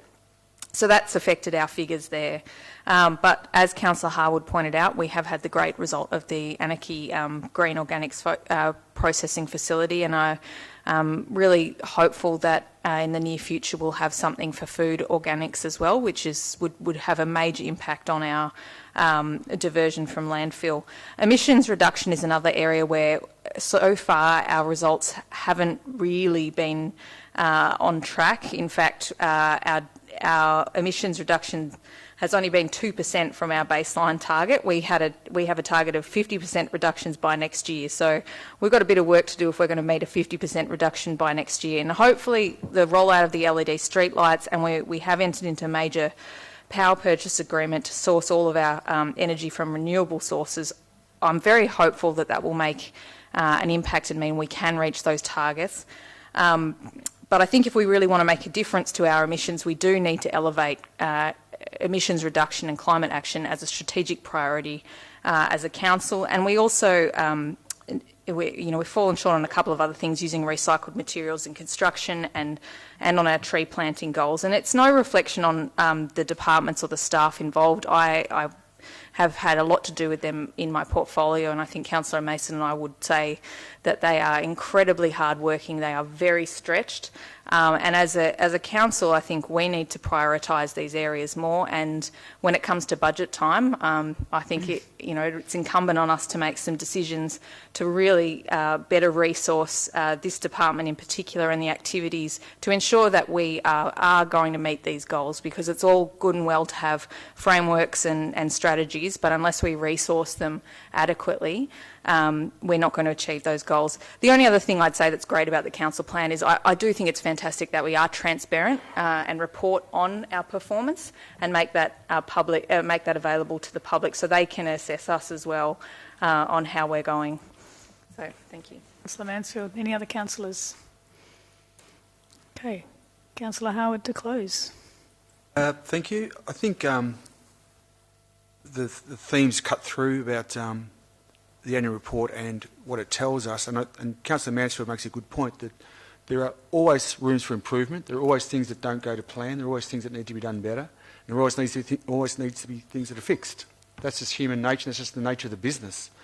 But as a council of around about 2,700 employees, it's a massive task, and some days it goes really well, and some days it doesn't go as well. But it is a great council. It's a great council to work for, and I think the community at this point in time should be reasonably pleased with the report that's been presented tonight. Thank you. Thank you. Can I ask all those in favour of noting the annual report? Thank you. All those against? Carried. Thank you. Okay, the next item is the Municipal Public Health and Wellbeing Plan 2018 to 2021, the first annual report, moved by Councillor Grisbeck, seconded Councillor Mason. Thank you, Councillor Grisbeck. Deputy Mayor. Thank you. This is a report on our first annual report in relation to our Public Health and Wellbeing Plan. The original plan was endorsed in 2018, October 2018, and we're required to review it and change it if appropriately annually. The report highlights some of the accomplishments that we've done this year. One of them is to reduce sugar-sweetened beverages in council sporting facilities.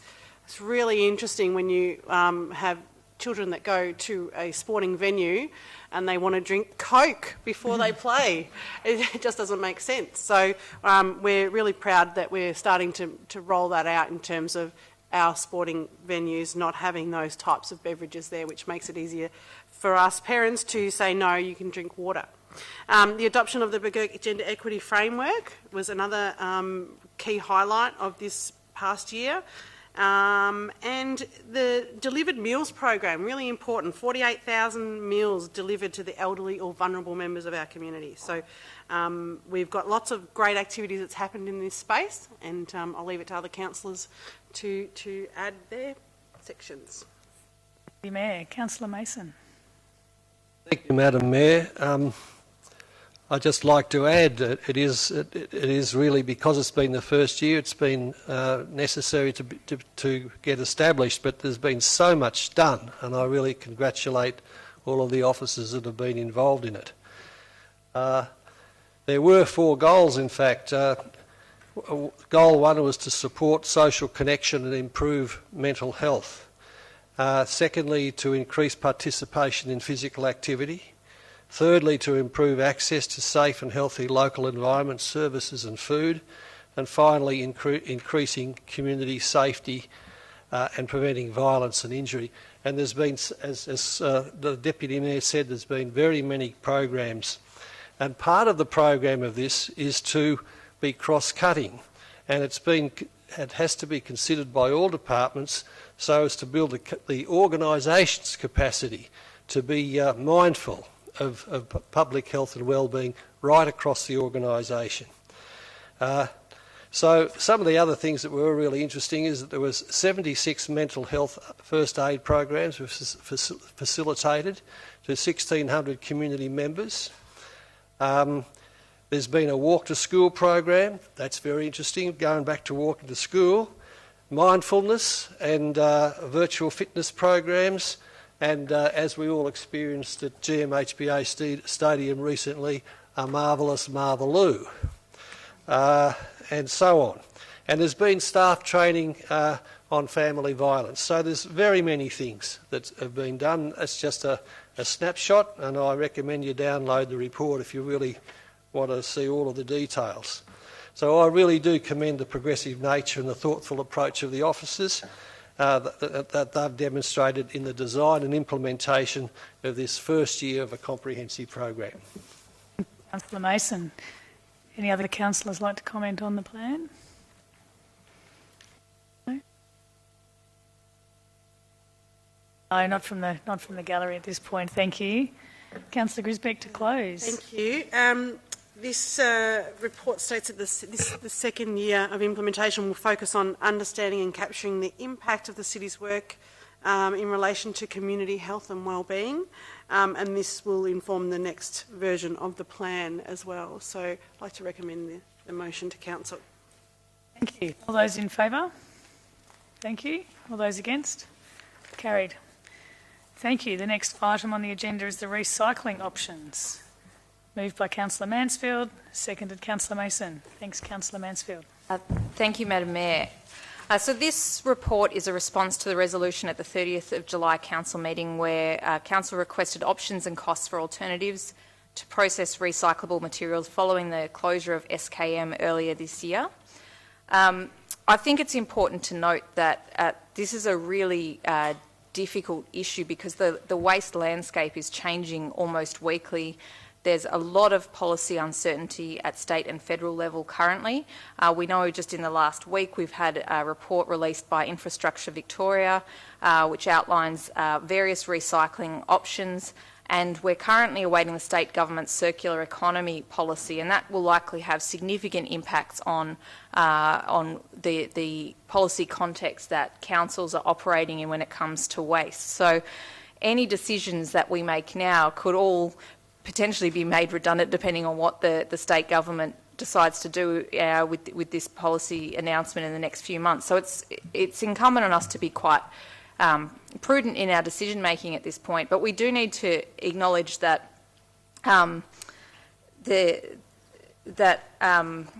the entire system and policy settings do need big changes when it comes to waste and recycling, and doing what we were doing previously, business as usual, sticking unsorted recyclables into our bins and it getting shipped off overseas and we don't think about it again, isn't an option going forward.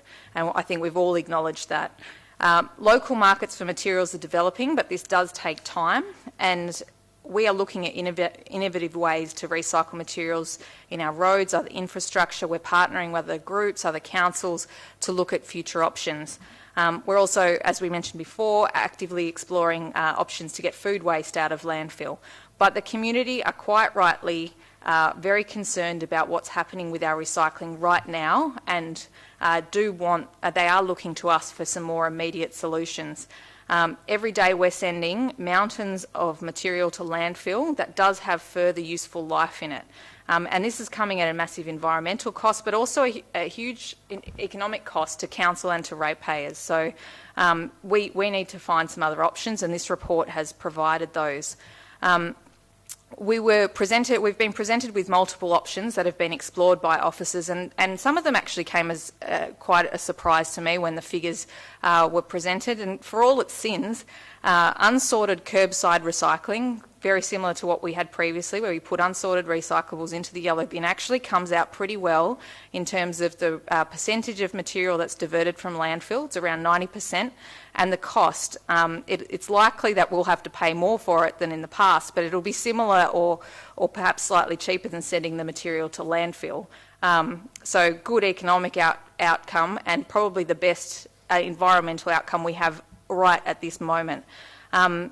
So this is an option that is probably presents the best cost benefit for council at this point. Other options would take longer and don't actually have as good a diversion from landfill or cost profile for ratepayers. So one thing we were all really interested in was a fourth bin for glass, but that's likely to cost 1.5 to 2 times as much as resuming the yellow bin system that we had previously, and it would only achieve 30% landfill diversion.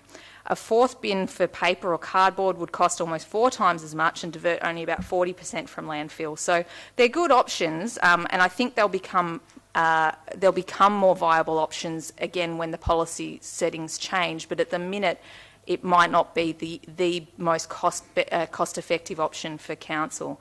It's certainly something we need to continue looking at. We also considered setting up more recycling hubs, like we heard from the audience tonight about the one in North Geelong, which I've been taking my recyclables out to. There's also one in Drysdale. It's much cheaper than curbside, but it only deals with a small amount of waste because not many people are able to, or for all sorts of reasons, take their recycling out individually to these centres. So that's only going to, if we were to make some more centres, it would only actually achieve an additional 2% diversion from landfill.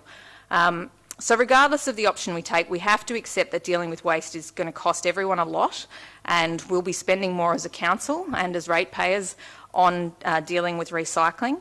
And as I said, the policy context is changing rapidly. I think we need to continue looking for innovative solutions, better solutions than what we've got. Curbside recycling isn't I don't think the best long-term model, but in the short term, it looks like it could be one of the better options we've been presented with. But there are a number of other recommendations in the report, and I'm happy for other councillors to comment on those. Councillor Mansfield. Councillor Mason. Thank you, Madam Mayor. I strongly endorse everything that Councillor Mansfield has said, and I'll try not to repeat too much of it. Certainly I do want to commend the Environment Department and all of the officers involved for keeping high professional standards and cool heads under high pressure. And I really mean that element of cool heads, because there has been a lot of pressure to get on with the job, and we know that really that good design must be based on reliable baseline data and genuine efficiency and long-term cost-effective outcomes. And we don't know at the moment what the best approach will be. There has been a recycling policy come out recently. Recycling is a fantastic idea, but there's another policy coming out that has not yet been tabled by the state government, which is the circular economy. And indeed, there's a regional circular economy policy being developed by COG. COG has been working on this for some time, and this policy needs to be aligned with the state government's circular economy policy, and we're waiting on that. And I just want to speak about that for a moment. The circular economy is really an extremely important development which really must be coordinated nationally and even internationally. Basically, the circular economy is an extremely efficient form of recycling. Recycling itself is an admirable principle. However, many commercial products are very difficult to recycle. This includes many plastics and glass, and believe it or not, Australian glass is very poor quality by international standards. It also includes ranges of commercial goods from toasters to mobile phones to vehicles and machinery. Many of these items are very difficult to recycle. So the circular economy is based on the design of items which are easily recyclable. easily recyclable materials are used, and the technology focuses on only producing commodities and components which can be easily recycled and replaced. This requires coordinated national policy. So we're waiting on a state government announcement on this, and I once again do commend our staff for not committing to foolish policies for the short-term gain, when indeed we need to have much longer-term perspectives. Councillor Mason. Any other councillors wish to comment? Councillor Aitken. Thank you very much, Mayor Asher. Look, essentially the community and councillors are being told to be patient, and this report is a very, very small step forward in terms of our response to this particular issue. It's pleasing to see that a well-financed investor is actually purchasing SKM with Cleanaway, so it does give us capacity that we can restore the curbside recycling collection system that exists for the 40% of Victoria that's been affected by the closure of SKM, and hopefully there'll be some announcements of that shortly by the City of Greater Geelong. But as been touched on by the two other speakers here, that actually doesn't address the issue. That is actually just a contract management relationship with our responsibilities about waste and recycling. And if anything that we've learnt as public leaders on this issue in the last 2 years is that the current system has failed, and the current system should not be propped up in any way going forward. And in fact, what the Cleanaway model going forward is really just propping up a flawed system that we have. Pleasingly, that Infrastructure Victoria have announced their findings and released their first report, which gives us a bit of a policy framework in the local government area of how to actually start addressing the issues associated with waste and recycling. And I actually think that the size of Geelong and the importance that the community has placed on this issue, we should be significantly more radical in our responses to what we're actually doing to this. And by that, like if you actually just look at it in a pure business sense, 50% of what's going into our bins is actually organic, and I think 10% of that is green waste, which we've got a system with that where we've got a state-leading mulching process out in Anarchy that the council has invested in and actually is addressing and giving an end product for green waste that we're collecting. However, there's about 35 to 38% of what's in our bin is actually food scraps and food waste, and we do need to have radical solutions and responses to that now.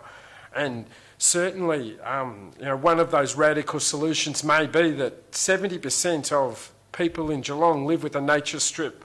Well, why can't we turn those nature strips into compost and gardens that actually use that organic waste that we have now, and actually do something radical in Geelong to actually transform all those nature strips around the whole of the Geelong community, which actually addresses a significant issue that we've got. That we've got these food scraps that are decomposing, and there must be some radical ideas that we need to embrace as a community, which in fact I believe the broader community would embrace. No issue over the last 2 years while I've been a councillor has as much interest from the broader community as their desire to actually do something about the waste that they are creating on an individual level. And this is a first step, but we need to start running, and we need to start to be radical in what solutions that we're putting forward. And I was really impressed. Roman was clearly outside of his comfort zone to actually come and speak to us tonight, to council. But what he was trying to educate us is that the systems that we're trying to talk about and introduce now have been available for 20 years in places like Germany and many other European countries. And it is a very, it's a fair question to actually ask, why in Australia do we take this lazy approach with our waste and recyclables when other countries in the world have had a greater understanding of the value and the price that they have to put on their recycle and waste products, and they have the systems in place that have been operating for over 20 years. I think the basic minimum understanding, strategic position of council should be we should be trying to get everything out of our bins as possible, and that includes continuing the advocacy work about introduction of a container deposit scheme, because that would significantly mean that any product that has a 10-cent value on it would actually not be put into the bins, because we would have young people and other people who are cash poor that would actually take those containers to a recycling facility to actually get the container deposit scheme. That would reduce a significant amount of plastics and bottles and other packaging that goes into our bins. So I actually think our basic principle should be reduce everything we can from going into our bins, and we should work with our community to come up with solutions. I mean, they actually want to do that. We've heard that tonight. And yes, it will cost us more, but it actually is putting a proper value on this particular material. So that's all I wish to comment. And this is the first step. We're only walking. I want us to run. I want us to be radical. And I want us to actually find a community-driven solution to these issues. Councillor Howard. Thank you. What Councillor Aiken says is quite passionate, and there's some rationale in there, but to take a radical view to waste management has its pros and cons. Quite simply, I tend to take a more, a methodical look at the process we need to go through. What is the main issue that we face with our waste? And at the moment is what we actually do with it. We know it has a value. Where can we engage in markets that will take our waste? And I guess that is, as technology changes, those markets themselves will change. It's what we can actually do with that waste. Plastic's a great example. We know plastic has a huge value, but it's also one of our most dangerous products as a waste byproduct. But we know we're seeing it potentially used in road base, etc. I mean, that's just one of many, many things that plastics can be used for. We're now seeing it used in 3D design, in different products, in prosthetics for people. So there's a whole range of change in what we can do with the waste. So I think you've got to understand exactly what waste you have and what you can and can't do with it. We've heard some commentary about what happens in Germany as an example, but also in Europe, one of the main things they do with waste is waste to energy. They burn it in particular plants and derive some energy, not lots, but certainly they gain a quantity of energy that they use to power different parts of their community and industry, which is fantastic. But they don't have the same land capacity that we have had here and the luxury that we have had to just put it in a hole where we can't see it, so it's out of sight, out of mind. But those days are gone. We know in the hierarchy of waste that landfill is at the bottom, so the last thing we should do with it. First thing we should do is obviously try and reuse it in some capacity and find markets where it has a value and another use. There's a lot of things that have been discussed now in recent times, and the bin options is interesting. There's the discussion about the fourth or fifth bin or sixth bin even. If we did just take paper and cardboard and kept it from being contaminated by usually glass, we know that's around 40%. We know it has an immediate high value. We know clean plastic has a huge value, around $2,000 per tonne, clean plastic. So we know they have a high value, but how do we educate the community to be, disciplined in keeping that everyday, all day separation of your waste? And it's a difficult thing to do because we're not all the same. Sometimes, as we always like to say, I'm in a hurry, I'm busy, I didn't have time to do it. So you'd have to be a very disciplined community to do that well. But there's also technology changing in relation to going back to one bin. The one bin can be collected, taken to a particular site, put through a heating process where the pathogens are killed in that particular waste. Then the waste is separated. Magnets for metals and separation with plastics and waste, etc., through that process. So this technology exists today. There's actually a plant up in New South Wales. It's being, I think, Shoalhaven, as an example And I guess one of the greatest benefits that we have, or things that we rely on, is technology. But it's also one of our greatest threats to what we're going to do, because we go down a particular path, technology changes and we find ourselves caught out. Such as how fast technology moves, and we know that today, that technology is an amazing process that we go through, but it changes so quickly. And with waste to energy, for example, if our community was to look at that as part of the solution and to derive energy where we can from products that we can't find any other use for, you would have to lock in for around about a 20 to 30 year contract with a particular provider, and it's around a $300 to $500 million bill, give or take, and that would lock the community into that particular process. Now, some might say, well, that's okay because that's part of the puzzle, but it's a big leap of faith to take that will be a long-term solution for an overall problem that we have.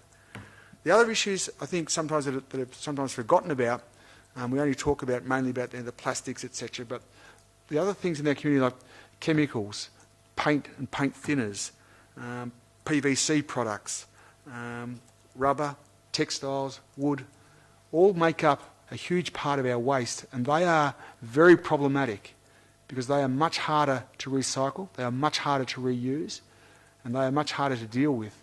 But they're also, I guess, part of the bigger hidden problem of waste.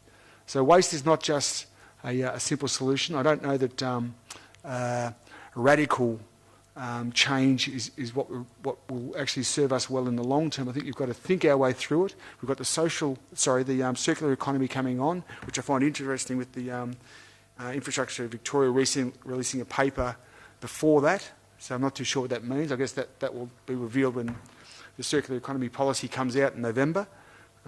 So we'll know more, but I just think we need to look at the options and make some good decisions that are going to serve us long term and get the best benefit for. But at the moment, we're probably just shooting in the dark until we get more direction from the state government. And it's not a place we want to be in, but it's where we're at the moment. But this council is taking recycling and its waste seriously, but we're also being methodical about it, and not trying to jump at things that aren't going to work long term and aren't going to be beneficial environmentally and financially to our community. Thank you. Councillor Howard, a lot of wisdom in those words and passion from Councillor Aitken. Are there any other councillors wishing to comment on this issue? Councillor Mansfield to close. Thank you, Madam Mayor, and thank you to my fellow councillors for their comments on this issue.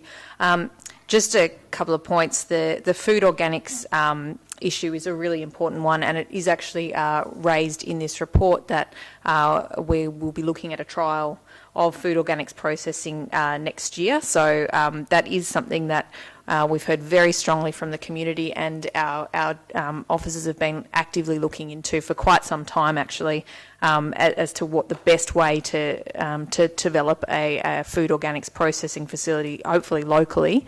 So that's really exciting.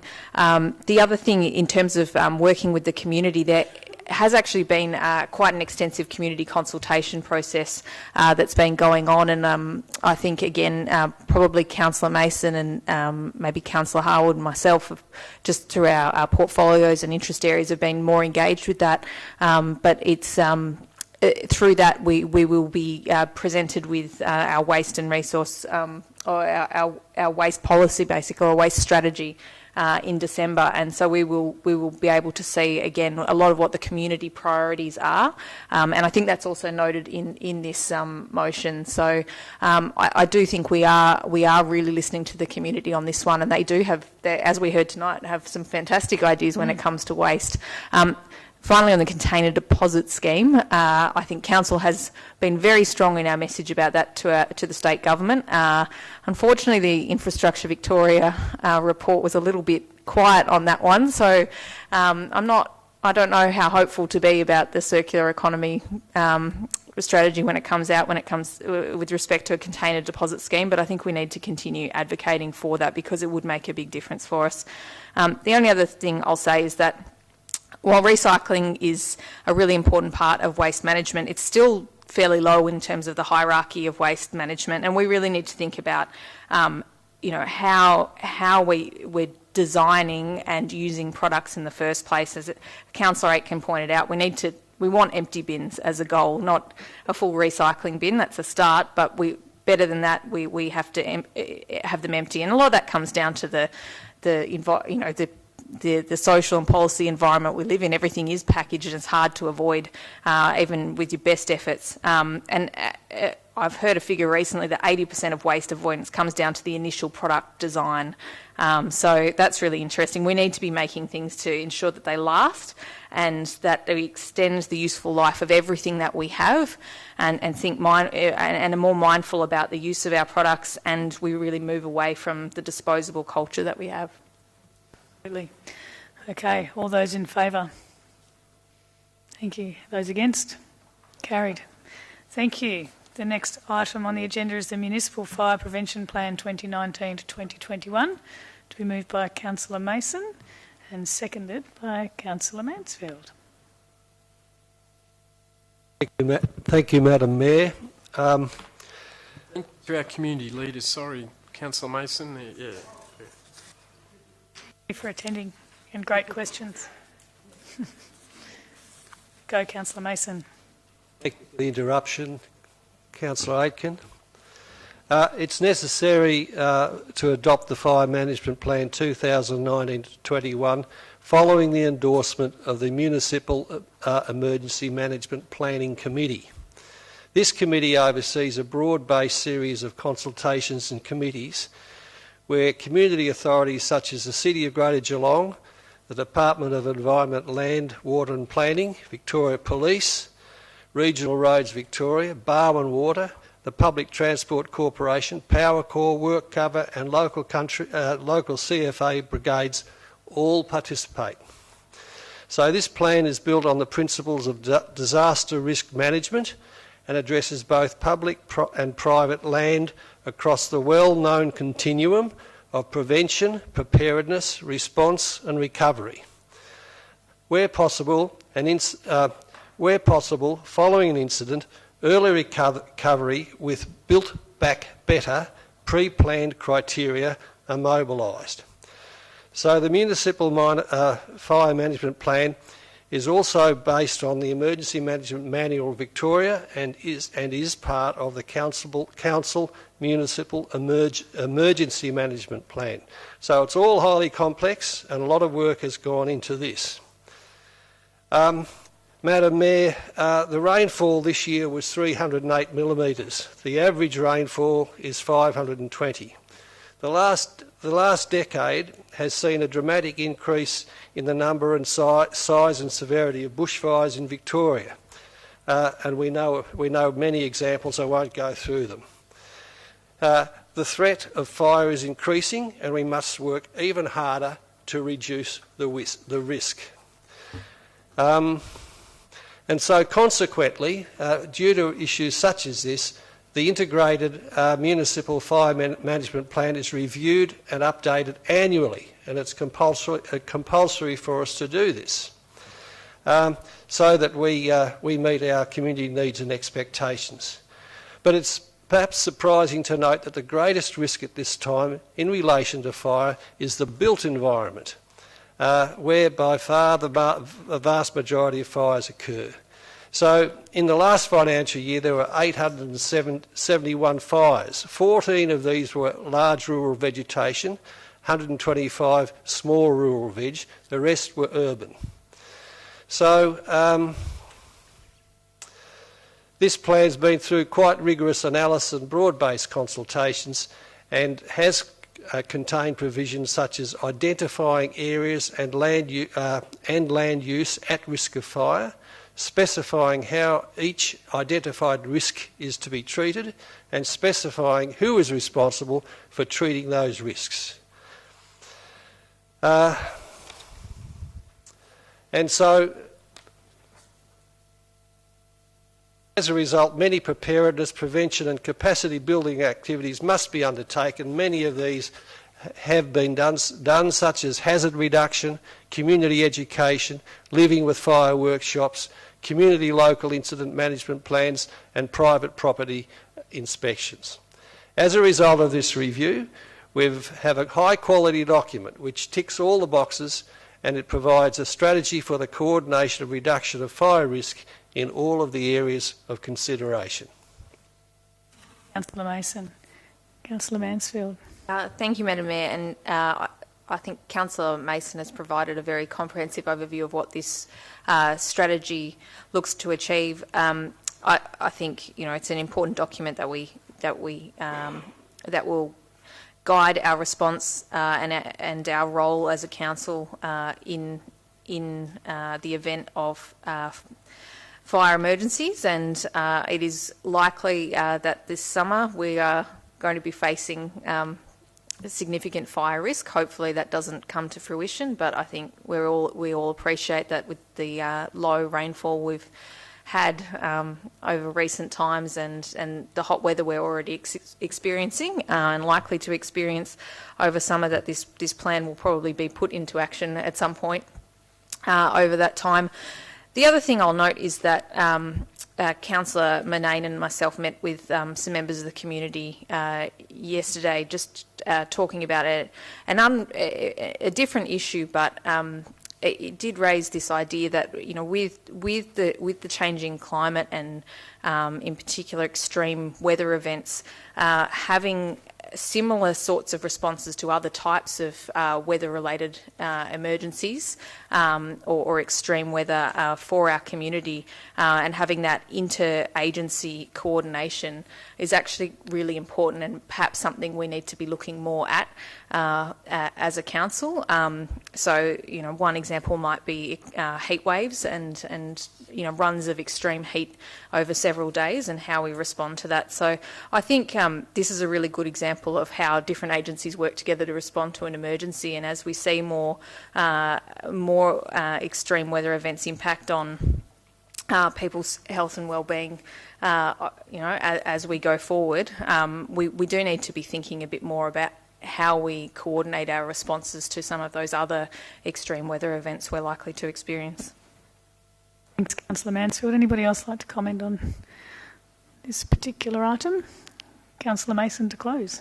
Thank you, Madam Mayor. So it does require a great deal of collaboration, and the management of risk is an integral part of any good business practice and good quality management, and fire management is no exception, and I commend the document. Thank you. All those in favour? Thank you. Those against? Carried. Thank you. Item 5, revocation of flood-prone area designation of new lots at Manzine Village Estate, Stage 7. To be moved by Councillor Monnaine, seconded Councillor Grisbeck. Thank you, Madam Mayor. Look, we have 3 items here, all very similar in nature, for removal of flood-prone area designations. The first one is at a land at the Manzine Village Estate. This particular bit is Stage 7, or better known as 99 and 111 Manzine Avenue in Lara. The decision to remove this flood-prone status, is because of the assessment that the internal drainage, road construction and earthworks will now contain floodwaters, and so Council asking that we revoke that designation.